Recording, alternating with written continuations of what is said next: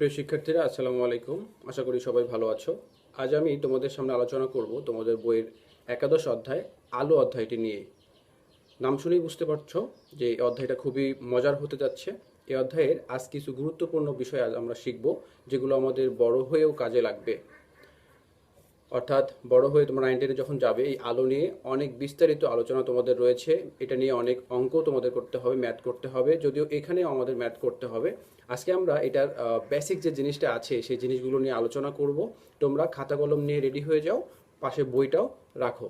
আর আমি প্রথমেই তোমাদের কিছু গুরুত্বপূর্ণ বিষয় দিচ্ছি, যে জিনিসগুলো তোমাদের মনে রাখতে হবে এই অধ্যায়টি ভালোভাবে বোঝার জন্য। তো চলো প্রথমে আমরা একটু জেনে নেই প্রতিসরণ কি। প্রতিফলনটা তোমরা ক্লাস 6-7-এ পড়ে এসেছো, যেখানে ছিল যে আলো একটা সরল পথে যায়। তো এই আলো সরল পথে গিয়ে কোনো একটা প্রতিফলকে বা কোনো একটা জায়গায় গিয়ে বাধা পেয়ে, বা কোনো একটা দেয়ালে, সেটা হতে পারে দেয়াল, হতে পারে দর্পণ, হতে পারে অন্য কোনো স্বচ্ছ মাধ্যম, সেখানে গিয়ে বাধা পেয়ে সেটা আবার ফেরত আসে, সেটা হচ্ছে আমাদের প্রতিফলন। কিন্তু আজকে আমরা যে বিষয়টা জানতে যাচ্ছি সেটা হচ্ছে প্রতিসরণ। এখানে যেটা হবে যে আলো আসলে অনেক সময় যে সবসময় যে শুধু প্রতিফলনই হবে তা নয়, আলো একটা মাধ্যম থেকে অন্য একটা মাধ্যমে যাবে। অর্থাৎ যদি একটা ধরো স্বচ্ছ গ্লাস যে রয়েছে, আমরা আমাদের বাসায়, অনেকের বাসায় থাই গ্লাসের জানালা রয়েছে, সেখানে আমরা দেখতে পাই যে ভিতর থেকে আমরা বাইরের অংশটা দেখতে পাই। এটা আসলে কিভাবে সম্ভব? যেটা হচ্ছে যে আলো একটা মাধ্যম থেকে অন্য একটা মাধ্যমে যেতে পারে, অর্থাৎ আলোটা ভেদ করে অপর প্রান্তে যেতে পারে। এই ঘটনাগুলো আসলে এই প্রতিসরণের ক্ষেত্রে আমাদের মুখ্য বিষয় বা আলোচনার বিষয়। সেটা হচ্ছে যে আলো, ধরো একটা স্বচ্ছ কাঁচ তুমি নিয়েছো, এই পাশ থেকে তুমি ওই পাশে দেখতে পাচ্ছ, অথবা ধরো পানিতে তুমি মাছ দেখতে পাচ্ছ।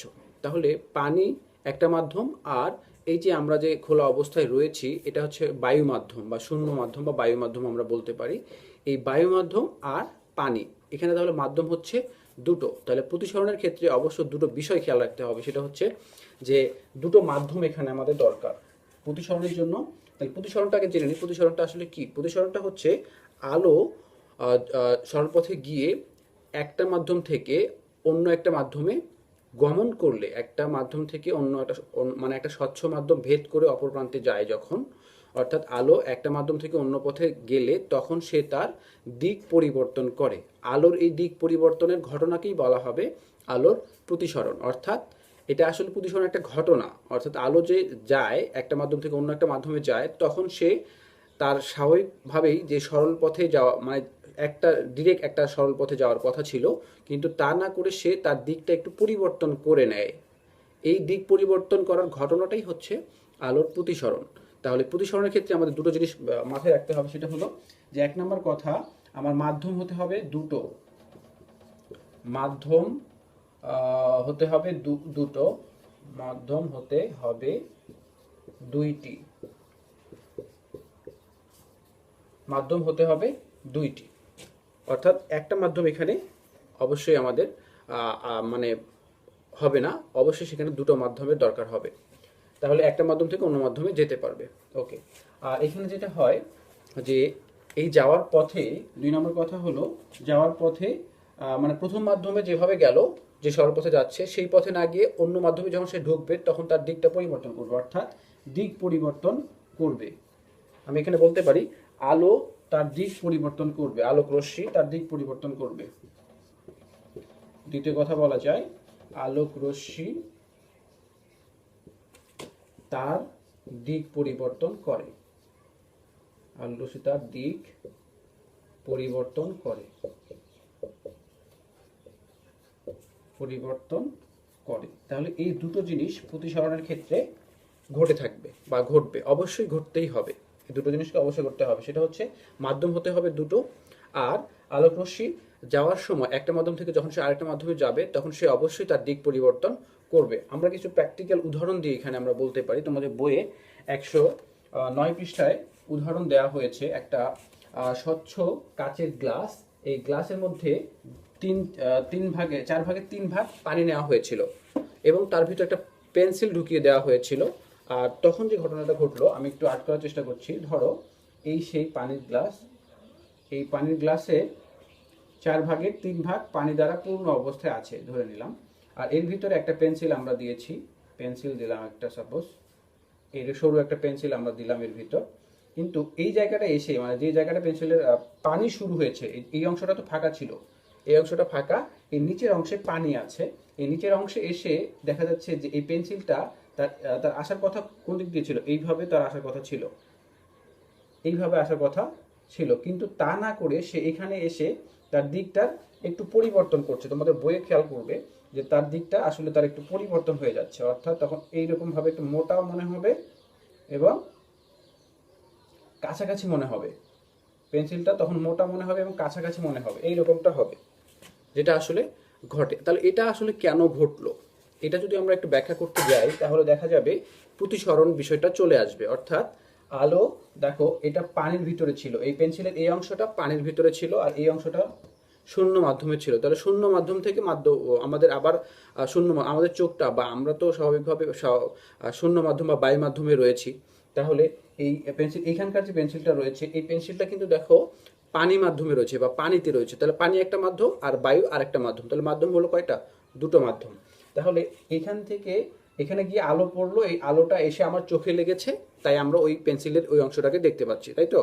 এখন দেখো যে এইটা হলো পানি মাধ্যম আর আমার চোখ রয়েছে বায়ু মাধ্যমে, তাহলে পানি মাধ্যম থেকে আলোটা কোথায় এসছে, আমার চোখে এসেছে, তাহলে পানি থেকে আলোটা আমাদের চোখে এসছে, তাহলে পানি থেকে কোথায় আসলো, বায়ু মাধ্যমে এসেছে, তাহলে মাধ্যম কয়টা হলো, মাধ্যম হলো দুইটা।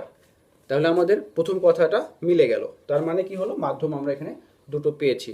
এখন কি হবে দেখো, যে এখানে যে পেন্সিলটা ছিল ওটা তো উপরের অংশটা, এই উপরের অংশটা বায়ু মাধ্যমেই রয়েছে, তাহলে এখানে মাধ্যমে একটাই, তাহলে এখানে প্রতিসরণ ঘটার কোনো মানে হবে না, অবশ্যই প্রতিসরণ সেখানে হবে না, কিন্তু এই জায়গাটা মাধ্যম দুইটা হওয়ার কারণে এই পানিতে প্রতিসরণটা ঘটে থাকে। তাহলে এটা যেভাবে ছিল সেটা সরাসরি কোনো প্রতিসরণ হয়নি, কিন্তু এইটা দেখা যাচ্ছে যে দুটো মাধ্যম পেয়েছে তাই এখানে প্রতিসরণ হয়েছে। ওকে, তাহলে কি হবে যে ঘন মাধ্যম থেকে আমাদের হালকা বা বায়ু মাধ্যমে আসলে তখন এই জিনিসটাকে মনে হচ্ছে যে কাছাকাছি চলে আসবে।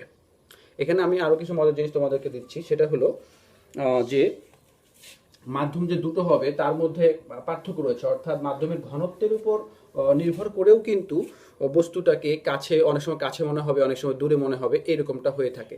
তাহলে আমি তোমাদের সহজ একটা টেকনিক দিচ্ছি, সেটা হলো মাধ্যম যদি হালকা হয় তাহলে দুটো মাধ্যমের মধ্যে ধরো এক নম্বর কথা, মাধ্যম আমি বলি তাহলে ঘন থেকে হালকায় যদি যায়, আচ্ছা তারও আগে আরো আরো প্রাথমিক কিছু আলোচনা আমি একটু করে নিই, সেটা হচ্ছে প্রতিসরণের ক্ষেত্রে দুটো মাধ্যম লাগে। ধরো এই আমি একটা দাগ রেখা টানলাম, ধরো আমি এই অংশে রেখেছি পানি, ওয়াটার, আর এই অংশে কিছু নাই, মনে করো বায়ু, তার মানে কি কিছু নাই মানে বায়ু আছে, বাতাস রয়েছে।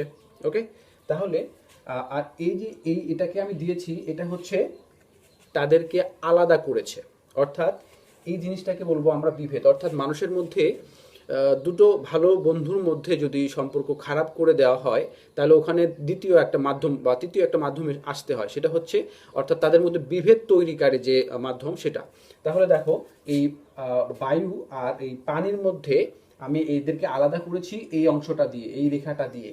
ওকে, তাহলে এটাকে এই তলটাকে বলা হবে বিভেদ তল। তাহলে যা দ্বারা আসলে দুজনের মধ্যে বিভেদ তৈরি করা হয় সেটাই হচ্ছে বিভেদ তল। তাহলে এই অংশটাকে আমরা কি বলবো, অর্থাৎ দুটো মাধ্যমকে যে আলাদা করে সেটা হচ্ছে বিভেদ তল, বিভেদ তল। ঠিক আছে, তাহলে দুটো মাধ্যমকে আলাদা করে যে তল সেটাকে বলা হবে বিভেদ তল। আচ্ছা এবারে আসি, আমরা ক্লাস 6-7 শিখে এসেছিলাম যে যে রেখাটা এইভাবে আসে বা কোনো একটা বিভেদ তলে অথবা কোনো প্রতিফলকে এসে পড়ে সেটাকে বলি আমরা আপতিত রশ্মি। আমরা 6-7 পড়ে এসেছি আমরা, এখানে তাহলে এটাকে বলবো আপতিত রশ্মি, আপতিত রশ্মি। আমরা এটার নাম দিতে পারি, ধরো এটা এ, আর এখানে আমরা নাম দিলাম ধরো এ, একটা আপতিত রশ্মি এ। ওকে, দেখো এই আপতিত রশ্মি এই বিভেদ তলে বা প্রতিফলকে যে জায়গাটাতে বা যে বিন্দুতে এসে পড়ে তাকে আমরা শিখেছিলাম ক্লাস 6-7 শিখেছিলাম আপতন বিন্দু। তাহলে এই জায়গায় যদি আমরা নাম দিই, এটার নাম ধরো ও দিলাম, ও, তাহলে ওটা হবে কি আপতন বিন্দু, আপতন বিন্দু, আপতন বিন্দু ও।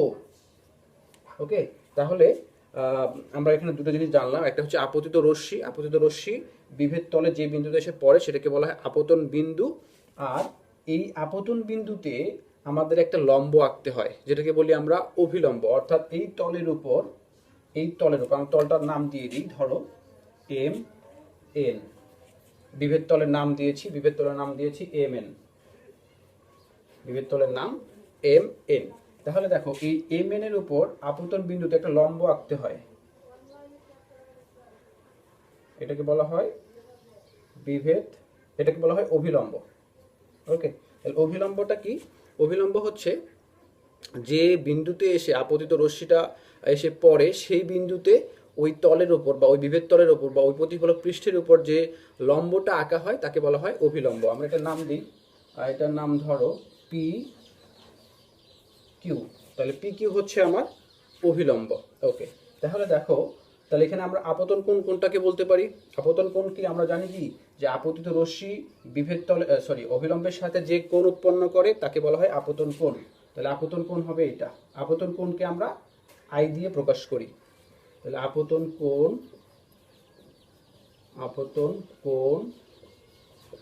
আই, আপতন কোণ হচ্ছে আই।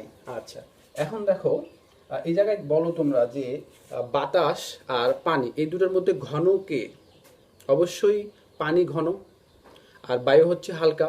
তাহলে আলোক রশ্মিটা কোন দিক থেকে আসছে? আলোক রশ্মিটা হালকা থেকে আসলো, এসে ধরো এটা হচ্ছে একটা স্বচ্ছ মাধ্যম, এই মাধ্যমটা ভেদ করে সে ঘন মাধ্যমের দিকে যাবে। তাহলে আমরা যদি এটাকে টানি, আমি একটু মিশিয়ে দিচ্ছি, এটাকে টানলে তখন ঘটনাটা এইরকম ঘটবে, দিক পরিবর্তন করে এইভাবে আসবে। এটা হচ্ছে ওয়াটার। তাহলে দেখো মজার একটা বিষয় এখানেই ঘটে গেল, সেটা হলো আসছে এইভাবে, তার তো স্বাভাবিকভাবে এই পথেই আসার কথা, অর্থাৎ সোজা এই পথেই আসার কথা ছিল, কিন্তু সে কি করলো, তার দিকটা একটু পরিবর্তন করে নিয়েছে। এটাই হচ্ছে আমাদের প্রতিসরণ। আর এটা এই রেখাটা এই দিকে না গিয়ে এই দিকে কেন আসলো, এই জিনিসটা আমরা এখন শিখব। তাহলে এই রেখাটাকে আমরা কি বলতে পারি? এটাকে আমরা বলি, এটা নাম দিই একটা, এখানে বি ব্যবহার করা হয়নি, তাহলে ধরো আমরা এখানে বি দিলাম। তাহলে ও বি হচ্ছে আমার প্রতিসৃত রশ্মি। একটা হচ্ছে প্রতিফলিত রশ্মি, আর একটা হচ্ছে প্রতিসৃত রশ্মি। মজার বিষয় হলো প্রতিফলিত কোনটা, যেটা আসলে প্রতিফলিত রশ্মি মানে কি, যেটা ওই মাধ্যমেই ফেরত যায়। অর্থাৎ ধরো আমি একটা আয়নাতে টর্চ লাইট দিলাম, মারলাম, তখন দেখা যাবে যে আয়নায় আলোটা গিয়ে পড়ে আবার এইভাবে ব্যাক করেছে। অর্থাৎ যত ডিগ্রি কোণে আমরা আয়নাতে লাইটটাকে তাক করেছি, ঠিক তত ডিগ্রি কোণে সেটা বের হয়ে যাবে। এটা হচ্ছে প্রতিফলন। কিন্তু প্রতিসরণটা কি বা প্রতিসৃত রশ্মিটা কি? সেটা হচ্ছে যে একটা মাধ্যম থেকে ভেদ করে অপর একটা মাধ্যমে যখন যাবে যে রশ্মিটা, সেটাকে বলা হবে প্রতিসৃত রশ্মি বা প্রতিসৃত রশ্মি। তাহলে দেখো এই তার স্বাভাবিক দিক থেকে একটু ওই দিকে চলে গেল। এটা যাওয়ার মূল ঘটনাটা হলো এরকম। এখানে একটা কথা তোমাদের মনে রাখতে হবে, দুটো কথা। একটা হচ্ছে যদি আলোক রশ্মি যদি ঘন থেকে হালকার দিকে যায় একটা কথা, আরেকটা হচ্ছে হালকা থেকে ঘনর দিকে যায় আরেকটা কথা। আলোক রশ্মি যদি এমন হয় যে ঘন থেকে হালকায় যায়, ঘন থেকে হালকায় গেলে তখন কি হবে, এই অভিলম্ব থেকে দূরে সরে যাবে ঘন থেকে হালকার দিকে গেলে। আর যখন হালকা থেকে ঘনর দিকে যাবে, যখন হালকা থেকে ঘনর দিকে যায়, তখন হবে কি, অভিলম্বের দিকে সরে যাবে। বিষয়টাকে আমরা আরো সহজভাবে মনে রাখতে পারি। সেটা হলো, ধরো দুই বন্ধুর মধ্যে সম্পর্ক খুবই ভালো, অর্থাৎ খুবই ক্লোজ ফ্রেন্ড তারা। তাহলে যখন তাদের মধ্যে সম্পর্কটা খারাপ হয়ে যাবে, তখন কি হবে, তারা পরস্পর থেকে দূরে সরে যাবে না। অর্থাৎ যখন খুবই ঘন মহব্বত বা ঘন বন্ধুত্ব যখন থাকে, তখন তারা কাছাকাছি থাকে। আর যখন তাদের মধ্যে একটা সম্পর্কে ফাটল ধরে যায়, অর্থাৎ তাদের মধ্যে একটু ছাড়া ছাড়া ভাব হয়ে যায়, তখন কিন্তু তারা দূরে দূরে সরে যায়। অর্থাৎ যখন হালকা থেকে ঘনর দিকে আসে, তার মানে তাদের প্রথম দিকের অবস্থাটা কেমন ছিল, হালকা থেকে ঘন। তাদের প্রথম দিকের বন্ধুত্বটা একটু হালকা ছিল, যখন ঘন হয়ে গেল বন্ধুত্বটা, তখন তাদের কাছাকাছি, অর্থাৎ অবিলম্বের দিকে সরে এসেছে। এবং যখন তাদের মধ্যে সম্পর্কটা খারাপ হয়ে গেল, খুবই ভালো বন্ধুত্ব ছিল একটা সময়, কিন্তু তাদের মধ্যে সম্পর্কটা খারাপ হয়ে যাওয়ার কারণে কি হবে, মানে সম্পর্কটা খুবই ঘন থেকে আস্তে আস্তে হালকা হয়ে যাচ্ছে, মানে ঘন থেকে হালকার দিকে যাচ্ছে, তখন তাদের মধ্যবর্তী দূরত্বটা বেড়ে যাবে, অর্থাৎ অভিলম্ব এবং এই তোমার প্রতিশ্রিত রশ্মিটা দূরে সরে যাবে, অভিলম্ব থেকে প্রতিশ্রিত রশ্মিটা দূরে সরে যাবে। তাহলে টেকনিকে মনে রাখতে পারো বিষয়গুলো তোমরা। তাহলে প্রথম কথা হলো, যদি আলোক রশ্মি ঘন থেকে হালকার দিকে যায়, ঘন থেকে অর্থাৎ সম্পর্ক ভালো ছিল, খুব ভালো সম্পর্ক ছিল, তখন তারা ঘন অবস্থায় ছিল, যখন সম্পর্কটা খারাপ হয়ে গেল তখন তারা পরস্পর থেকে দূরে সরে যাবে, অর্থাৎ তখন অভিলম্ব থেকে প্রতিশ্রিত রশ্মি দূরে সরে যায়।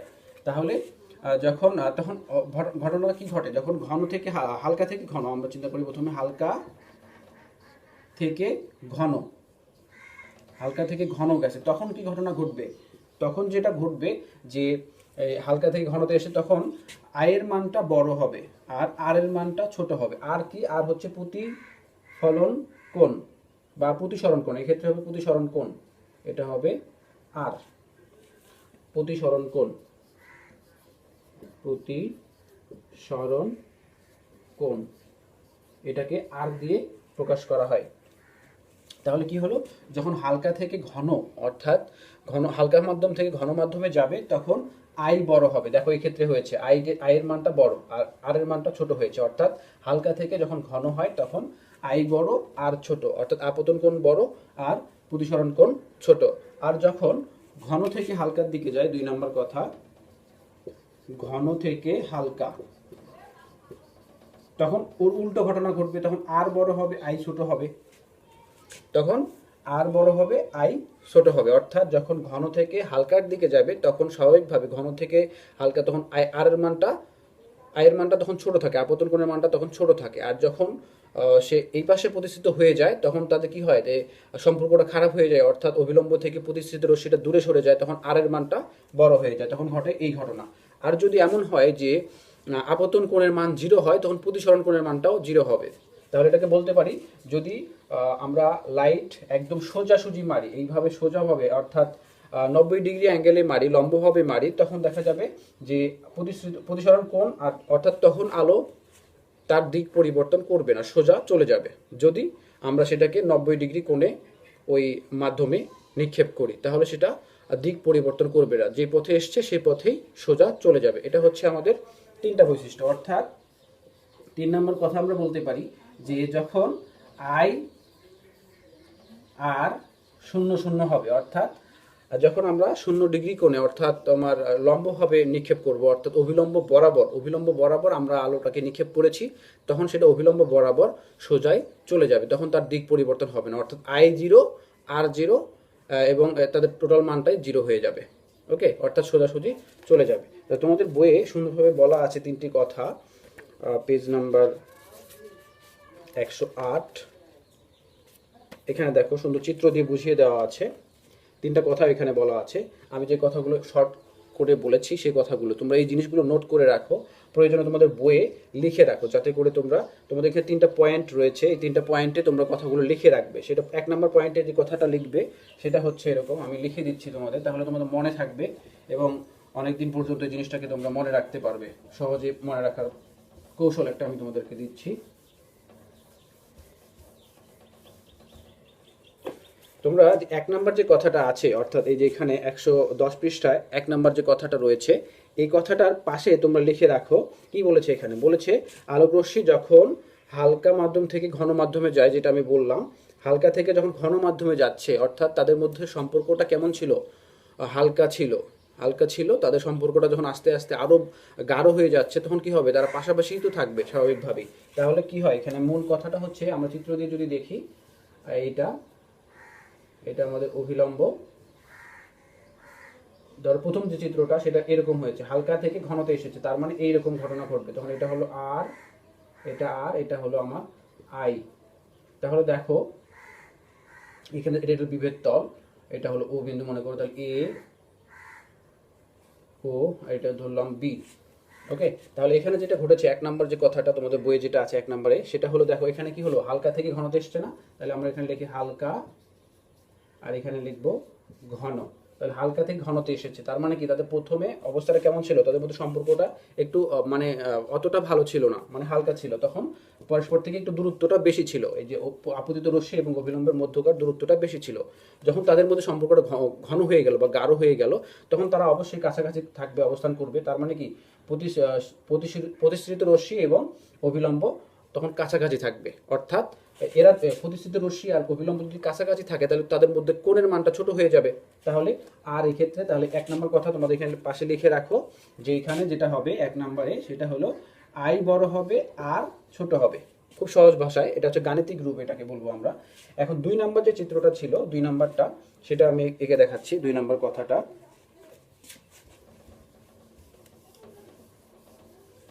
2 নম্বর যে কথাটা ছিল, আলোক রশ্মি একটি মাধ্যম থেকে যখন অন্য মাধ্যমে প্রতিসৃত হয় এবং পুনরায় একই মাধ্যমে নির্গত হলে আপতন কোণ নির্গত কোণ সমান হবে। তাহলে এখানে দেখো কি বললো, আলোক রশ্মি প্রথমে একটি মাধ্যম থেকে যেমন বায়ু অন্য মাধ্যমে যেমন কাচ প্রতিসৃত হয় এবং পুনরায় একই মাধ্যমে নির্গত হলে আপতন কোণ নির্গমন কোণ সমান হয়। প্রতিসৃত হয়ে পুনরায় একই মাধ্যমে বায়ু মাধ্যমে, অর্থাৎ যেটা বলছে এটা হচ্ছে প্রতিফলনের কথা বলেছে এখানে। অর্থাৎ আমরা গত 6-7 শিখেছিলাম যে একটা সমতল দর্পণে আমরা যত ডিগ্রি কোণ করে একটা রশ্মিকে নিক্ষেপ করব তত ডিগ্রি কোণ করে সেটা প্রতিফলিত হবে। তো সেটাই এখানে বলা হয়েছে, অর্থাৎ আই এবং আর সমান। প্রতিফলনের ক্ষেত্রে আই এবং আর পরস্পর সমান হয় প্রতিফলনের ক্ষেত্রে। ওকে, সমতল দর্পণের ক্ষেত্রে মনে রাখতে হবে এটা। এরপরে তৃতীয় কথা, অর্থাৎ তাহলে এখানে তোমরা লিখে রাখতে পারো, এখানে যেটা বোঝাইছে সেটা হলো, ধরো এই একটা মাধ্যম, এই একটা মাধ্যম, আলোক রশ্মিটা এইভাবে এসেছে, এসে এইভাবেই ফেরত যাবে। তাহলে এই আই এবং এটা হবে আর, এই পরস্পর এটা সমান হবে, এই কথাটা এখানে বলা হয়েছে, অর্থাৎ আই সমান আর। দ্বিতীয় কথাটা হচ্ছে এরকম। ওকে, তারপর তৃতীয় কথাটা যেটা বলা হয়েছে, চিত্র একে আমি দেখাচ্ছি। তৃতীয় কথাটা হলো, আপতিত রশ্মি প্রতিসৃত রশ্মি এবং আপতন বিন্দুতে 2 মাধ্যমে বিভেদ তলে অঙ্কিত অভিলম্ব একই সমতলে থাকে। এছাড়াও উপরের পরীক্ষায় ন্যায়। আচ্ছা, এখানে যেটা কথা বলা হয়েছে সেটা হচ্ছে যে তোমার আমরা দেখলাম আপতিত, এটা হচ্ছে ধরো বিভেদ তল, এটা হচ্ছে আপতিত রশ্মি, এটা এই যে জায়গায় এসে পড়েছে সেটা হচ্ছে আপতন বিন্দু, আপতন বিন্দু। আর এই যে এখানে একটা অভিলম্ব আঁকা হয়, আর এটা ধরো প্রতিষ্ঠিত রশ্মি এইভাবে গেল।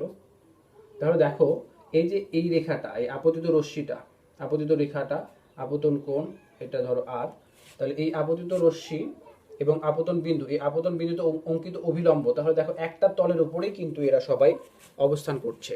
তার মানে এখানে আপতিত রশ্মি প্রতিষ্ঠিত রশ্মি এবং আপতন বিন্দুতে 2 মাধ্যমের বিভেদ তলে অঙ্কিত অভিলম্ব একই তলের উপর অবস্থান করে, এই কথাটাই এখানে বলা হয়েছে। তাহলে দেখো এটা একটা তল ছিল, এরকম একটা পৃষ্ঠভাগ, একটা সারফেস আছে, এই সারফেসের উপরে এই আপতিত রশ্মিটা এখানেই আছে, আপতন বিন্দুটাও এখানেই রয়েছে, এই তলের উপরেই রয়েছে, প্রতিষ্ঠিত রশ্মিটা দেখো এই তল থেকে কিন্তু বের হয়ে গেছে, এবং অভিলম্বটাও কিন্তু এই তলের উপরেই দণ্ডায়মান। তার মানে প্রত্যেকটা জিনিস কিন্তু একটা তলের উপরেই অবস্থান করছে। তাহলে এটা আমরা জানতে পারছি। এখানে প্র্যাকটিক্যাল কিছু কথা বলা আছে, সেটা হচ্ছে যেমন ধরো আমরা পেন্সিল দিয়েছিলাম, প্রথম যে চিত্রটা এঁকেছি আমি, পেন্সিল দিয়েছিলাম একটা কাঁচের গ্লাসে, পানি 4/3 পানি পূর্ণ করে তার মধ্যে দিয়েছিলাম, সেই প্র্যাকটিক্যাল একটা জিনিস আমরা দেখিয়েছি। এরপর ধরো আমরা একটা একটা বাটিতে, ধরো সেটা স্টিলের একটা বাটির মধ্যে আমরা একটু পানি দিলাম, পানি দিয়ে সেখানে একটা কয়েন রাখলাম। কয়েন রাখার পর দেখা যাবে যে কয়েনটা দেখতে পাচ্ছি না, আমরা একটু দূর থেকে দেখার চেষ্টা করছি, কিন্তু আমরা দেখতে পাচ্ছি না। কিন্তু আমার এক বন্ধুকে বললাম, তুমি ওই পাত্রটার মধ্যে বা ওই বাটির মধ্যে পানি ঢালতে থাকো। সে পানি ঢালছে ঢালছে, একটা পর্যায়ে দেখা যাচ্ছে কয়েনটা মনে হচ্ছে উপরে চলে এসেছে। তার মানে তখন আমরা কয়েনটাকেও আমার ওই অবস্থান থেকে দেখতে পাচ্ছি। তাহলে এখানে কি ঘটলো, আসলে ওই যে ঘন মাধ্যম থেকে আলোটা বায়ু মাধ্যম মানে হালকা মাধ্যমে চলে আসলো, তখন আসলে ওই জিনিসটাকে উপরে মনে হচ্ছে। ঠিক অনুরূপভাবে মাছ মারার ক্ষেত্রেও তোমরা অনেকেই দেখেছো, নদীতে বা দিঘিতে স্বচ্ছ পানির মধ্যে মাছ দেখা যাচ্ছে। আসলে মাছটা যেখানে দেখা যায় তার অবস্থানটা কিন্তু আসলে সেখানে না, তার চেয়ে একটু গভীরে থাকে আসলে। কিন্তু আমরা দেখতে পাই মনে হচ্ছে যে মাছটা অনেকটা উপরে আছে, কিন্তু আসলেও না। ওই তোমার প্রতিসরণের কারণে ওটাকে আমরা উপরে দেখতে পাই, মাছটা আসলে অনেকটা একটু হলেও নিচে থাকে। এটা হচ্ছে প্রতিসরণের কারণে এই ঘটনাগুলো ঘটে। তাহলে এখানে 3টা উদাহরণ আছে, তোমরা জিনিসগুলো আরেকবার দেখে নিবে, বইয়ে খুব সহজভাবেই বলা আছে। এরপর যে বিষয়টা হলো, আমরা একটু আগে বেশ অনেক গুরুত্বপূর্ণ তথ্য বলে ফেলেছি, সেটা হচ্ছে প্রতিসরণ, তারপরে আপতন কোণ, প্রতিফলন কোণ, বিভেদ তল, আপতন বিন্দু, প্রতিসৃত রশ্মি, তারপরে হচ্ছে আপতিত রশ্মি, সেই জিনিসগুলোর সাথে আমরা পরিচিত হয়েছি ইতিমধ্যে। এখন দেখব পূর্ণ অভ্যন্তরীণ প্রতিফলন। এই পূর্ণ অভ্যন্তরীণ প্রতিফলনের অনেক কিছুই আমরা আসলে আমাদের বাস্তব জীবনেও দেখতে পাই। যেমন ধরো গ্রীষ্মের সময় যখন আসলে প্রচণ্ড গরম থাকে, প্রচণ্ড তাপ, রোদ থাকে, তখন রোডের মধ্যে যদি আমরা তাকাই, একটা ফাঁকা রোডের মধ্যে, রাস্তায় যদি আমরা তাকাই ফাঁকা রোডের মধ্যে, তখন দেখা যাবে যে রোডের উপরে মানে মনে হচ্ছে যে পানির ঢেউ খেলছে, এরকমটা মনে হয়। আসলে কেন মনে হয়? এটা হচ্ছে যেটা হয় যে নিচে যে বায়ুগুলো থাকে, রোডের মধ্যে যে পিচ থাকে, সেই পিচটা তাপ গ্রহণ করে, সূর্যের তাপ গ্রহণ করে উত্তপ্ত হয়ে যায়, এবং তার উপরে যে বায়ুগুলো থাকে, সেই বায়ুটাও কিন্তু সেই তাপগুলোকে গ্রহণ করে হালকা হয়ে যায়। আর আমরা জানি যে তাপ গ্রহণে বায়ু কিন্তু খুব বেশি পরিমাণে প্রসারিত হয়ে যায় এবং হালকা হয়ে যায়। তখন আমরা মনে হয় যে ওই হালকা বায়ুগুলো পানির মতো এরকম ঢেউ খেলতে থাকে। আবার ধরো যে মরুভূমির মধ্যে যদি কেউ যায়, মরুভূমিতে দেখা যাচ্ছে যে একটা গাছ আছে, সেই গাছের ছায়া পড়েছে, মনে হচ্ছে যে পানির মধ্যে সেই ছায়াটা পড়েছে। এটা আসলে মরীচিকার কারণেই হয়ে থাকে। তাহলে এটা কেন ঘটে? এটা হলো পূর্ণ অভ্যন্তরীণ প্রতিফলনের কারণে ঘটে, সেটা আমরা এখন শিখতে যাচ্ছি। তাহলে প্রথমে আমাদের জেনে নিতে হবে, এখানে একটা চিত্র আমি দেখে নিই। পূর্ণ অভ্যন্তরীণের জন্য যে কথাগুলো আমাদের অবশ্যই খেয়াল রাখতে হবে, সেক্ষেত্রে একটা হলো যে আলোক রশ্মিকে অবশ্যই ঘন থেকে হালকার দিকে যেতে হবে। আলোক রশ্মিকে ঘন থেকে ঘন মাধ্যম থেকে হালকা মাধ্যমে যেতে হবে। হালকা মাধ্যমে যেতে হবে, এটা হলো এক নাম্বার কথা। ঘন থেকে হালকা মাধ্যমে, অবশ্যই ঘন থেকে হালকা মাধ্যমে যেতে হবে। আর যেটা ঘটবে পূর্ণ অভ্যন্তরীণ, আমরা শর্তগুলো বলছি। পূর্ণ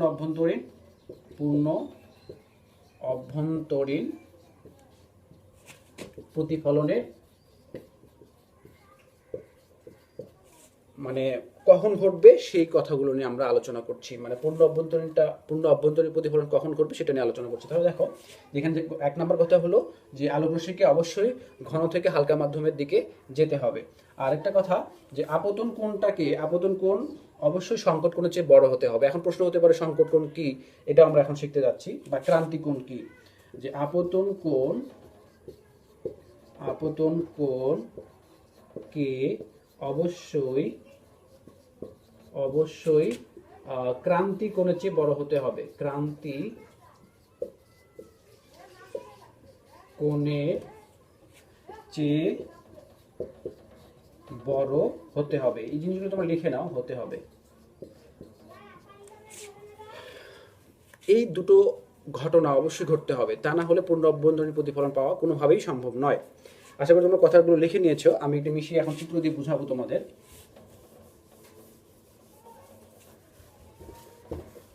ওকে, তাহলে আমরা কি বলেছিলাম? আমরা বলেছিলাম আলোক রশ্মিকে অবশ্যই ঘন থেকে হালকার দিকে আসতে হবে। তাহলে ধরো এটা হলো ঘন মাধ্যম, আর এটাকে ধরলাম আমরা হালকা মাধ্যম, নিচের এই অংশটাকে আমরা হালকা মাধ্যম ধরলাম। তাহলে ঘন থেকে আসতে হবে, তার মানে এইভাবে আসতে হবে। এখানে আমাদের অভিলম্ব আঁকতে হবে। ওকে, অভিলম্ব। তাহলে এটা হলো আমাদের আই, এটা হচ্ছে আই। তাহলে স্বাভাবিকভাবে এটা আই যদি হয়, তাহলে ঘন থেকে হালকার দিকে আসছে, তাহলে কি ঘটবে? ঘন থেকে হালকার দিকে গেলে অবশ্যই তোমার প্রতিস্থিত রশ্মিটা অভিলম্ব থেকে দূরে সরে যাবে। তাহলে এটা তার স্বাভাবিক গতি এই বরাবর আসার কথা ছিল, কিন্তু না, সে কি করবে? এইভাবে যাবে, তার দিকটা পরিবর্তন করবে। ওকে, এরপর ধরো আমরা আয়ের মানটাকে, তাহলে আর কি হলো? আর হলো আমার এটা। এবার আমরা ধরো আয়ের মানটাকে আরেকটু বাড়িয়ে দিব, অর্থাৎ আপতন কোণের মানটাকে আরেকটু বড় করব। ধরো আমরা এইভাবে দিলাম। এটা হচ্ছে আমাদের এবারেরটা, তাহলে এটা হচ্ছে এবারেরটা, হচ্ছে এটা। এবার এইভাবে বাড়ানোর ফলে আমরা আপতন কোণটাকে যদি বাড়াই, তাহলে সেই অনুপাতে অবশ্যই প্রতিসরণ কোণটাও বাড়বে। তাহলে এটা বেড়ে মনে করো এবার সে এই বরাবর চলে গেল, অর্থাৎ যে বিভেদ তল রয়েছে আমার, যে বিভেদ তলটা এখানে ছিল, এই বিভেদ তল ঘেঁষে এই প্রতিসৃত রশ্মিটা বের হয়ে যাবে। যদি এরকমটা হয়, তাহলে দেখো এবার আর এর মানটা কি হলো? মানে প্রতিসরণ কোণের মানটা কত হলো? 90 ডিগ্রি হয়েছে না? 90 ডিগ্রি হয়েছে। তাহলে এটা যদি লম্ব হয়, তাহলে এটা অবশ্যই 90 ডিগ্রি হয়েছে, পুরোটা 90 ডিগ্রি হয়েছে। তাহলে আমরা কি বলতে পারি? সংজ্ঞাটা এরকম হবে ক্রান্তিকোণের, যে আপতন কোণের যে মানের জন্য প্রতিসরণ কোণের মান 90 ডিগ্রি হয় বা সর্বাধিক হয় তাকেই বলা হবে ক্রান্তিকোণ বা সংকট কোণ। ওকে, তাহলে কিভাবে লিখবা আমি আরেকবার বলছি, তোমরা লিখে নাও। সেটা হচ্ছে আপতন কোণের যে মানের জন্য প্রতিসরণ কোণের মান সর্বাধিক হয় বা 90 ডিগ্রি হয় তাকেই ক্রান্তিকোণ বা সংকট কোণ বলে। তাহলে এবার দেখো, যদি আমরা এবার এটা হলো ক্রান্তিকোণের সংজ্ঞাটা এখানে গেল। এবার ধরো আমরা এই আপতনের কোণের মানটাকে আরেকটু বাড়িয়ে দিলাম, আর একটু বাড়িয়ে দিলাম। ধরো আমরা এবার এই বরাবর করলাম, এই বরাবর দিয়ে দিলাম এবার। তাহলে দেখো যে আমাদের এই প্রতিসরণ কোণের মানটাও একটু বাড়ার কথা, কিন্তু প্রতিসরণ কোণের মানটা 90 ডিগ্রির চেয়ে বেশি কখনোই হওয়া সম্ভব নয়। তাহলে এবার কি ঘটবে? এবার ঘটবে যেটা, সেটা হলো এইভাবে যখন আমরা আলোক রশ্মিটাকে দিয়েছি, আপতিত রশ্মিটাকে দিয়েছি, তখন কি হবে যে এটা বিভেদ তলের উপরে চলে যাবে, অর্থাৎ যে মাধ্যম থেকে এসেছে সেই মাধ্যমে আবার প্রতিফলিত হবে। তখন ঘটবে এরকম, এইভাবে এসেছে তখন এটা এইভাবে বের হয়ে যাবে, এইভাবে বের। এটা হলো, আমি যদি নাম্বারগুলো নাম্বারিং করি, এটা হলো 1, এটা হলো 2, এটা হলো 3। তাহলে 1-এর জন্য আমরা পেয়েছিলাম কোনটা? 1-এর জন্য পেয়েছিলাম এইটা, এটা হলো 1। এটা 2-এর জন্য আমরা এটা পেয়েছি, আর এটা হলো 3-এর জন্য। তাহলে দেখো যে 2-এর জন্য যেটা পেলাম, 2 নাম্বারটা, সেটা বিভেদ তল ঘেঁষে গেছে। তখন আমরা এই 2 নাম্বার, অর্থাৎ এটাকে বলতে পারবো আমরা সংকট কোণ। সংকট কোণকে থিটা সি দিয়ে প্রকাশ করা হয়, থিটা সি এইভাবে লিখতে হয়, ক্রান্তিক কোণ থিটা সি এইভাবে লিখবা তোমরা। তাহলে এটাকে বলা হচ্ছে ক্রান্তিকোণ। তাহলে এটা হচ্ছে আমার থিটা সি। ওকে, 2 নাম্বারটা মানে আপতন কোণের যে মানের জন্য তোমার প্রতিসরণ কোণের মানটা সর্বাধিক হয়, অর্থাৎ এখানে সর্বাধিক 90 ডিগ্রি হয়েছে, তার মানে সর্বাধিক হয়েছে। তাহলে এই আপতন কোণটাকেই বলা হবে সংকট কোণ বা ক্রান্তিকোণ। এবার দেখো, সংকট কোণের চাইতে যখনই আমরা 1 ডিগ্রিও যদি বৃদ্ধি করি, তাহলে আলোক রশ্মিটা দ্বিতীয় মাধ্যমে আসবে না। অর্থাৎ এর মাধ্যম কয়টা ছিল? একটা ঘন, একটা হালকা, তার মানে মাধ্যম দুটো ছিল। যখন সংকট কোণের চাইতে আপতনের কোণের মানটা একটু বড় হবে, তখন সেটা আর দ্বিতীয় মাধ্যমে আসবে না, প্রথম মাধ্যমে ফিরে চলে যাবে। এটাই হচ্ছে পূর্ণ অভ্যন্তরীণ প্রতিফলন। অর্থাৎ আপতন কোণের মানটা যখন আমরা সংকট কোণের চাইতে একটু বৃদ্ধি করব, তখন আলোক রশ্মি প্রতিসরিত রশ্মিটা কি হবে? তোমার দ্বিতীয় মাধ্যমে না এসে প্রথম মাধ্যমে প্রতিফলিত হবে, আর এই ঘটনাকেই বলা হবে পূর্ণ অভ্যন্তরীণ প্রতিফলন। তো আজকের আলোচনা আমরা এখানেই শেষ করব। অনেক লং একটা ক্লাস হয়ে গেল আজকে। তো যাই হোক, এই অধ্যায়গুলো একটু বিস্তারিত আলোচনা না করলে তোমরা বুঝবে না, এই জন্য আমি প্রাথমিক বিষয়গুলো আলোচনা করেছি এবং যে বেসিক জিনিসটা আছে সেই জিনিসগুলো তোমাদের দেওয়ার চেষ্টা করেছি। আশা করি তোমরা জিনিসগুলো খুব সুন্দর করে নোট করে রাখবে, প্রয়োজনে বইয়ে এবং আলাদা খাতায় নোট করে রাখবে, এবং সেই নোট অনুযায়ী আমার এই ক্লাসটা দেখার পর তোমরা বাসায় বসে এই জিনিসগুলো নিজেরা প্র্যাকটিস করবে, আমার কথার সাথে মিলিয়ে কাজ করবে, দেখবে খুব ইজিলি তোমরা বুঝতে পারবে। তো আজকের মতো এই পর্যন্তই। সবাই ভালো থাকবে, সুস্থ থাকবে, বাসায় থাকবে। আল্লাহ হাফেজ।